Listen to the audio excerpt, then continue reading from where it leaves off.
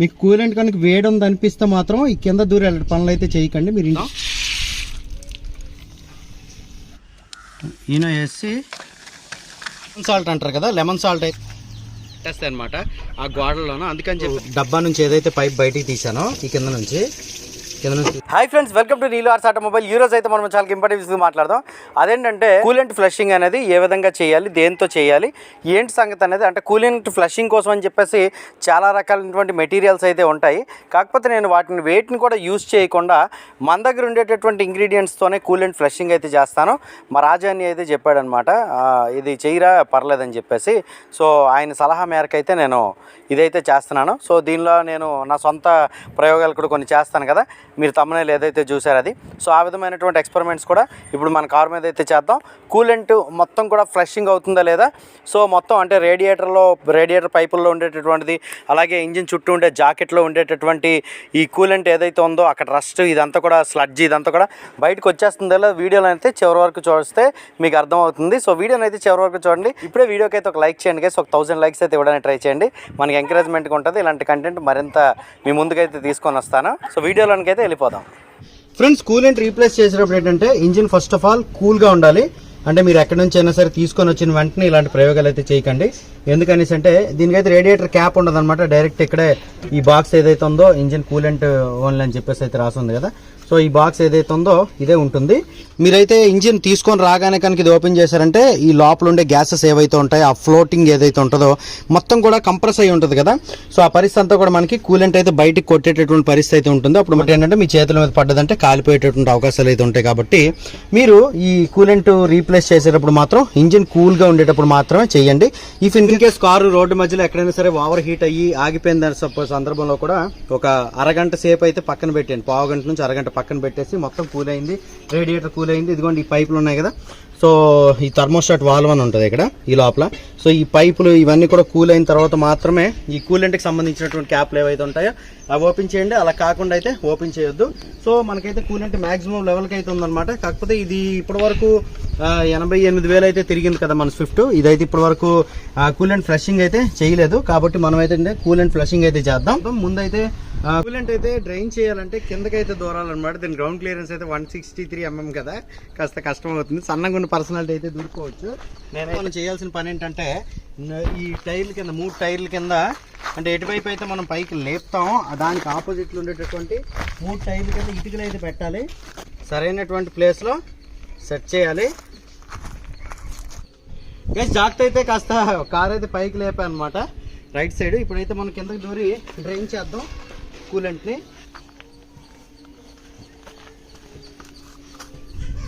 Guys, coolant drain చేయాలంటే ఇదిగోండి ఇక్కడ ప్లాస్టిక్ నట్టు ఉంది కదా, ఇదైతే ఓపెన్ చేయాలి. ఓపెన్ చేస్తే కూలెంట్ అయితే డ్రైన్ అవుతుంది.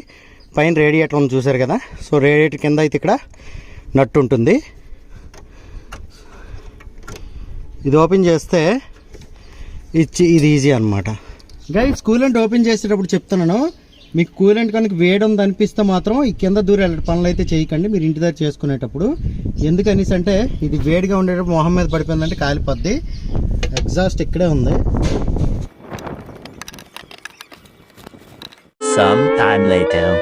ఫ్రెండ్స్, కూలెంట్ డ్రైన్ చేయడానికి ఉండే ప్లాస్టిక్ నట్ ఏదైతే ఉంటుందో అది బాగా నవిలేసి ఉంది. కటింగ్ ప్లేయర్ తోనైతే ఏడట్లేదండి. ఫ్రెండ్స్, ప్లాన్ ఏ అయితే ఫెయిల్ అయిందండి. సో కూలెంట్ డ్రైన్ బోల్ట్ ఏదైతే ఉందో ఆ ప్లాస్టిక్ క్యాప్ అది బాగా నవిలేసింది అనమాట. ప్లాన్ బి అయితే అమలు చేద్దామండి. ఇక్కడ ఈ పైప్ ఏదైతే ఉందో దీన్ని తప్పిద్దాం.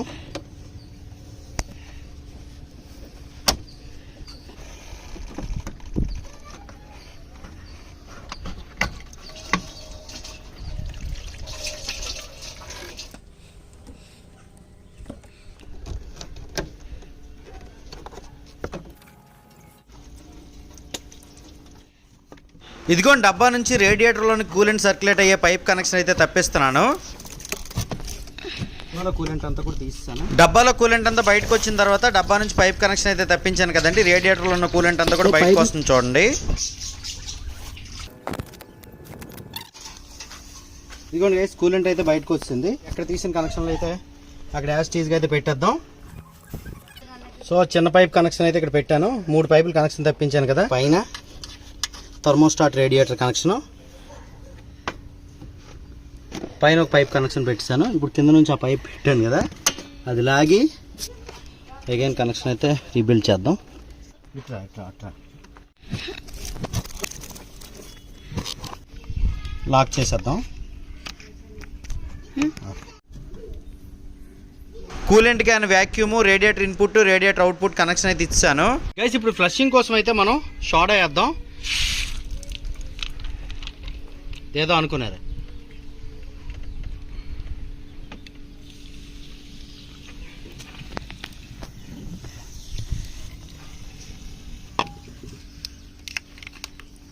ఇదిగోండి, సెకండ్ సోడా వేస్తున్నాను.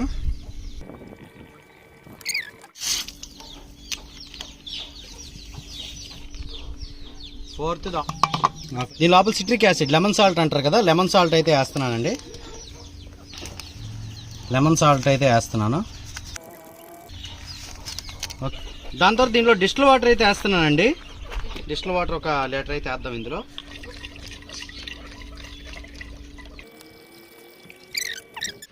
ఓకే, డిస్టిల్ వాటర్ అయితే వేసాను ఒక లీటరు. సోడా అయితే చాలలేదు, సోడా వేస్తున్నాను. సో వాటర్ చాలకపోయేసరికి కాస్త వాటర్ అయితే వేస్తున్నానండి. ఓకేనా గైస్, ఫైనల్గా అయితే ఈనో వేస్తున్నాను.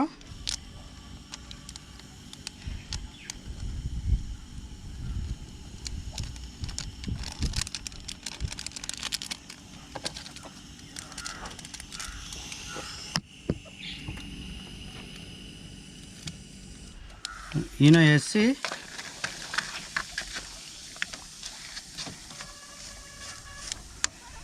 క్యాప్ అయితే పెట్టాను.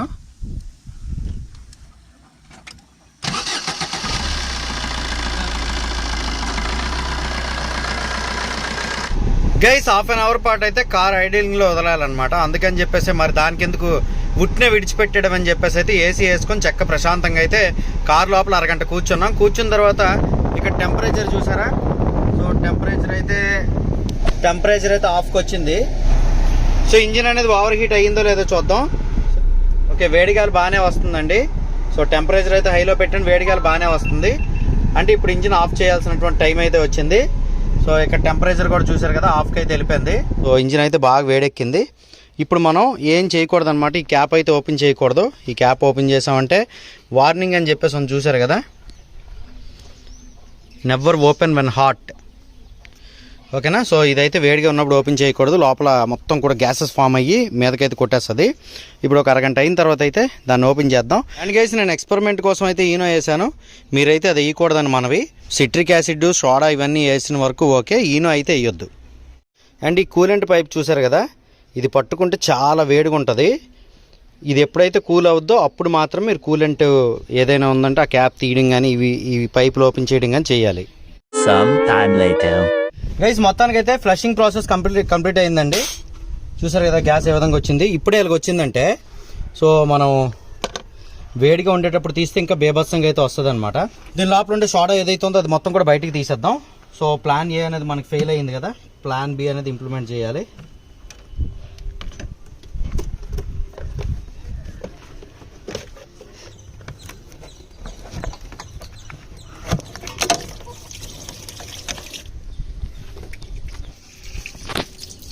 రేడియేటర్ నుంచి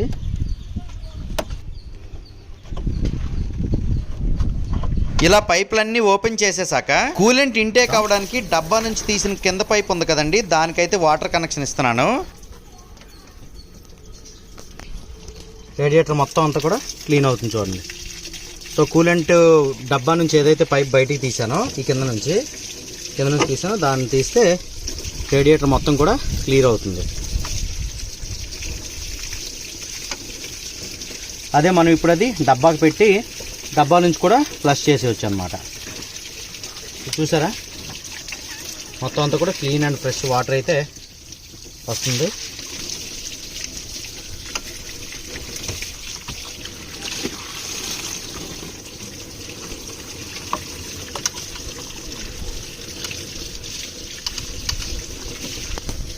ఇప్పుడు అదే పైప్ దానికి పెట్టాను.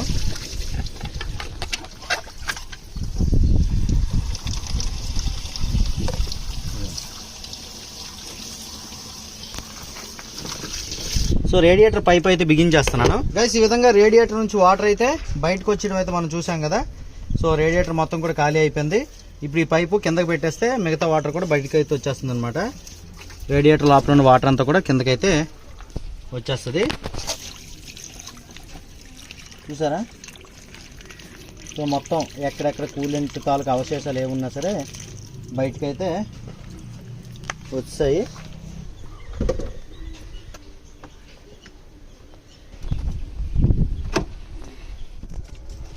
ఇప్పుడైతే నేను టాటా కంపెనీ కూలెంట్ అయితే వేస్తున్నాను.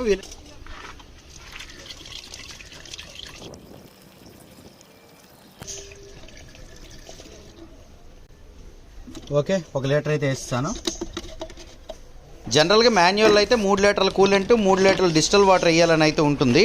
నేనైతే 2 లీటర్ల కూలెంట్ 4 లీటర్ల డిస్టిల్ వాటర్ అయితే వేస్తున్నానండి. ఈ బాటిల్స్ అయితే ఖాళీ అయ్యాయి కదండి. దీంతోనే ఇప్పుడు ఆన్ ది స్పాట్ అయితే 3 లీటర్ల డిస్టిల్ వాటర్ అయితే పడుతుందన్నమాట. 3 లీటర్ల డిస్టిల్ వాటర్ ప్లస్ 2 లీటర్ల కూలెంట్ అయితే ఆన్ ది స్పాట్ పడుతుంది. కార్ కాస్త రన్ అయిన తర్వాత మొత్తం సర్క్యులేట్ అయ్యి ఆ లెవెల్ అయితే తగ్గుతుంది కదా, అప్పుడు మరొక లీటర్ డిస్టిల్ వాటర్ అయితే పడుతుంది. టోటల్ 6 లీటర్స్ అండి, 4+2 అన్నమాట. మొత్తంగా పాతకు 5 లీటర్లు వేసినప్పటికీ ఈ క్యాప్ మీదకైతే వచ్చిందండి. సర్క్యులేట్ అయిన తర్వాత మరొక లీటర్ అయితే పడుతుంది. అది రేపు వేసుకుందాం. ఓకే గైస్, చూసారుగా సక్సెస్ఫుల్గా మనమైతే కూలెంట్ ఫ్లష్ చేసాం, అలాగే రీప్లేస్ అయితే చేసాం. కూలెంట్ బదులు వాటర్ అయితే యూజ్ చేయకండి. ఎందుకనేసి అంటే వాటర్ యొక్క బాయిలింగ్ పాయింట్ అనేది 100 డిగ్రీ సెంటిగ్రేడ్, అదే కూలెంట్ యొక్క బాయిలింగ్ పాయింట్ అనేది 190 డిగ్రీ సెంటిగ్రేడ్.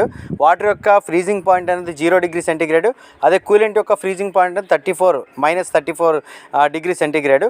ఇది ఎందుకు చెప్తాననేసి అంటే మన ఇంజిన్ అనేది 95 to 100 మధ్యలో అయితే హీట్ ఎక్కుతుంది కదా. కొంచెం హిల్ సెక్షన్ వెళ్ళేటప్పుడు, ఎక్కువ టార్క్ యూజ్ చేసుకునేటప్పుడు, ఎక్కువ ఓవర్ స్ట్రెయిన్ చేసేటప్పుడు, ఎక్కువ ఏసీ యూజ్ చేసేటప్పుడు, ఇంజన్ ఓవర్ స్ట్రెయిన్ అయినప్పుడు మనకి అంత 100 డిగ్రీస్ కంటే ఎక్కువ సెంటిగ్రేడ్కి ఇంజిన్ టెంపరేచర్ వెళ్ళేటప్పుడు ఏంటంటే ఈ కూలెంట్ ప్లేస్లో మనం వాటర్ యూజ్ చేస్తే ఇంజిన్ లోపల అది సర్క్యులేట్ అయ్యి వాటర్ అయితే ఎవాపరేట్ అయ్యేటటువంటి పరిస్థితి అయితే ఉంటుంది. కాబట్టి వాటర్ లెవెల్ అయితే డ్రాప్ అయిపోతుంది. అదే కూలెంట్ అయితే 190 డిగ్రీ సెంటిగ్రేడ్ వరకు ఇంజిన్ వేడెక్కినా సరే మనకి ఎవాపరేట్ అయితే అవ్వదన్నమాట.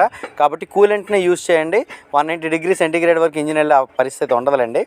అయితే దాని తర్వాత ఫ్రీజింగ్ పాయింట్ 0 డిగ్రీ సెంటిగ్రేడ్కి వెళ్ళేటప్పుడు అంత కూలింగ్ పరిస్థితికి మీ కార్ తీసుకొని వెళ్ళేటప్పుడు అయితే వాటర్ అయితే ఫ్రీజ్ అయిపోద్ది, అంటే సర్క్యులేషన్ మరి అవ్వదన్నమాట. అటువంటప్పుడు కూడా మీకు ఇబ్బంది అవుద్ది. అందుకని చెప్పేసి కూలెంట్ని యూజ్ చేయండి. కూలెంట్ యూజ్ చేస్తే -34 డిగ్రీ సెంటిగ్రేడ్కి వచ్చినా సరే ఉష్ణోగ్రత ఫ్రీజ్ అవ్వకుండా ఉంటుందన్నమాట కూలెంట్ అయితే. ఇది అందుకని చెప్పేసి కూలెంట్తోనే రీప్లేస్ చేయాలి. ఎంత కూలెంట్ రీప్లేస్ చేయాలి, ఎంత డిస్టిల్ వాటర్ యూజ్ చేయాలనేది వీడియోలో అయితే చూశారు కదా. నేనైతే వాటర్ యూజ్ చేయకుండా డిస్టిల్ వాటర్ అయితే యూజ్ చేశాను కూలెంట్తో మిక్సింగ్ కోసం. ఎందుకనేసి అంటే డిస్టిల్ వాటర్లో మినరల్స్ ఇవన్నీ కూడా తీసేస్తారు కదా. సో ఫ్లోరైడ్స్ అని చెప్పేసి, మెగ్నీషియం అని, ఇవన్నీ కొన్ని ఖనిజాలు అయితే ఉంటాయి కదా వాటర్లో, అవన్నీ కూడా స్లడ్జ్ రూపంలో పేరుకుపోతుంటుంది. మనం ఫర్ ఎగ్జాంపుల్ వాటర్ హీటరు వేడెక్కిస్తుంటే కొన్ని ఏరియాలో ఏమవుతుందంటే తెల్లగా పిండిలాగా పట్టేస్తుంది కదా, అలాంటిది మన రేడియేటర్ పైపులకు పట్టేసే అవకాశం అయితే ఉంటుంది నార్మల్ వాటర్ యూజ్ చేస్తే. అన్ని ఏరియాల్లో వాటర్ ఒకలా ఉండదు కదా. కాబట్టి మీరైతే దయచేసి ఈ వీడియోలో చెప్పినటువంటి ప్రికాషన్స్ అయితే ఫాలో అవ్వగలరు. సో ఈ వీడియో మీకు నచ్చిందంటే లైక్ చేసి మీ ఫ్రెండ్స్తో షేర్ చేయండి. నీలు ఆర్ట్స్ ఆటోమొబైల్ యూట్యూబ్ ఛానల్ అయితే సబ్స్క్రైబ్ చేసుకోండి. అందరూ నమస్కారం, థ్యాంక్ యూ.